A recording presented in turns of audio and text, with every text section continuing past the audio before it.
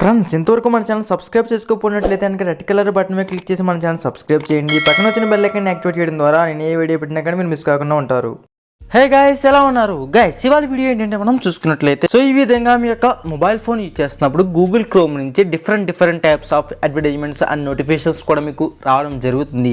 So ఇది ఎందుకు వస్తుందంటే మనం అన్నోన్ సైట్స్ ఓపెన్ చేయడం వల్ల, అదేవిధంగా కొన్ని మూవీస్ డౌన్ చేయడం కానీ, కొన్ని మనకి మోడ్ ఎపికేస్ అని, సో డిఫరెంట్ టైప్స్ ఆఫ్ మనం వెబ్సైట్స్ మనం క్లిక్ చేయడం వల్ల, అదేవిధంగా మనకి పుష్ నోటిఫికేషన్స్ ఏవైతే ఉంటాయో ఇవి అండ్ పాపప్ అడ్వర్టైజ్మెంట్స్ ఇవన్నీ కూడా మనకైతే ఆటోమేటిక్గా ఎనేబుల్ అయితే అవుతుంది. సో ఆటోమేటిక్గా ఆన్ అవుతుంది. ఈ రకంగా మీకు ఆన్ అయినప్పుడు మనకి జరిగే పరిణామం ఏంటి అంటే, మనం మొబైల్ ఫోన్ యూజ్ చేస్తున్నప్పుడు ప్రతిసారి కూడా విధంగా నోటిఫికేషన్ వస్తుంది. కొన్నిసార్లు ఇలాంటివి వస్తుంది స్క్రీన్ మీద చూస్తున్న విధంగా, కొన్నిసార్లు ఇంకా వరస్ట్ అడ్వర్టైజ్మెంట్స్ వస్తే మీకు నోటిఫికేషన్ రూపంలో రావడం జరుగుతుంది. బట్ మనం చూసుకున్నట్లయితే ఈ విధంగా వస్తున్నప్పుడు వీటిని ఎలా స్టాప్ చేయాలి అన్నది మనకి ఇవాళ వీడియో అనమాట.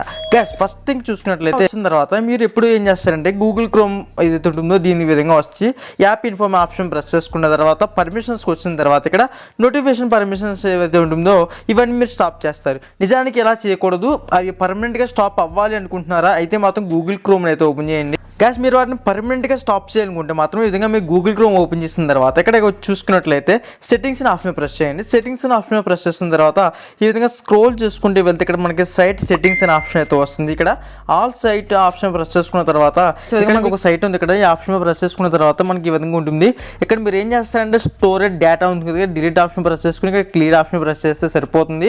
సో లేదు అనుకుంటే ఇక్కడ clear and reset option press చేసుకుని క్లియర్ అండ్ రీసెట్ మీద చేస్తే సరిపోతుంది అనమాట.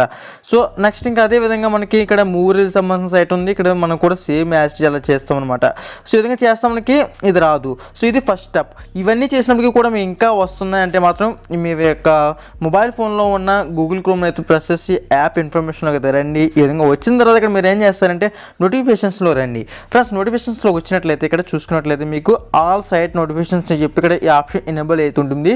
సో ఒకవేళ ఎనేబుల్ చేసుకున్నప్పుడు మీకు సైట్ నోటిఫికేషన్స్ ఏమైనా కావాలంటే ఈ విధంగా చూస్తున్నారు కదా, ఇవన్నీ నేను ఓపెన్ చేసిన సైట్స్ అనమాట. ఇవన్నీ కూడా మీకు నోటిఫికేషన్స్ కావాలంటే ఈ విధంగా ఆన్లో ఉంచుకోవచ్చు.